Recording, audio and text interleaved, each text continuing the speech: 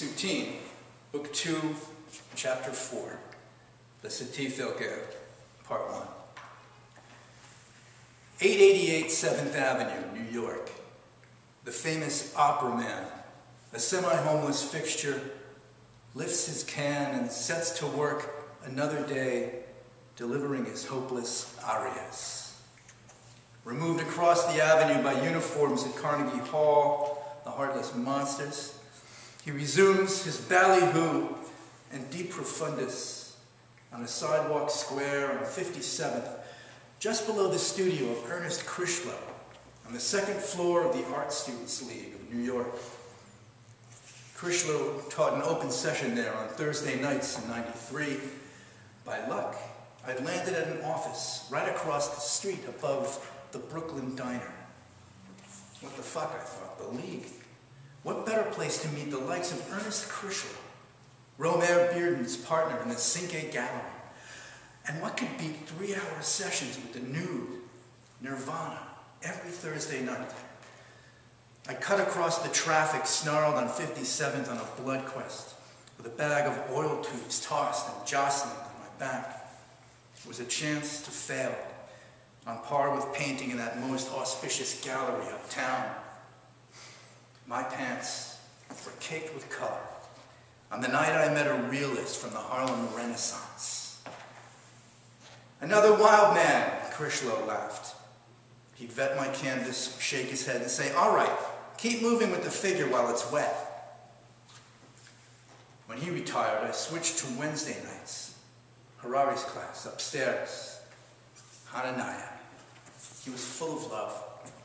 In Europe, at the height of things, at home, a socialist pariah, the blacklist and the whole shebang, this gentleman was in his 80s, an American who figured in the school of Paris.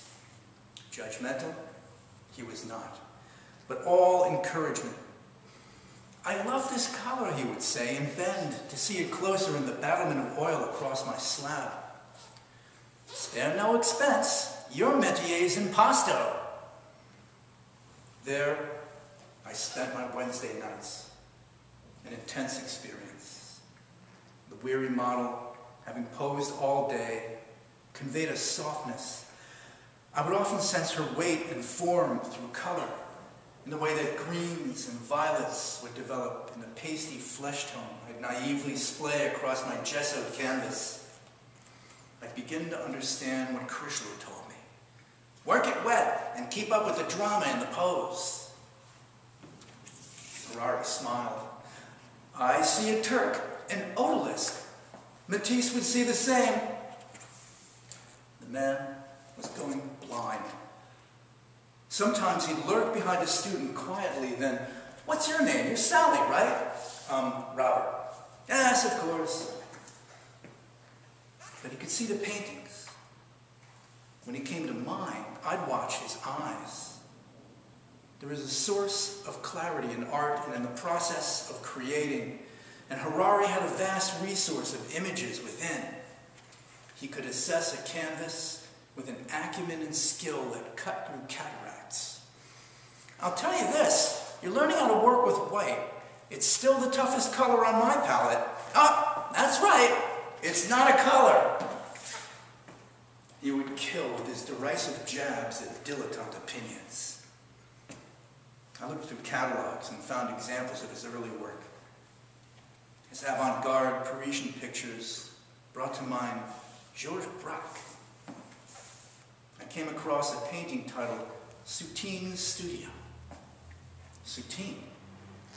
Remind me where I heard that name. In fact, the wild landscape that unsettled me at MoMA was the start of something huge. Beguiled, I studied Soutine on the train, at home, at work. It bordered on obsession, so I asked about it. "That one, my, oh my, it brings back memories.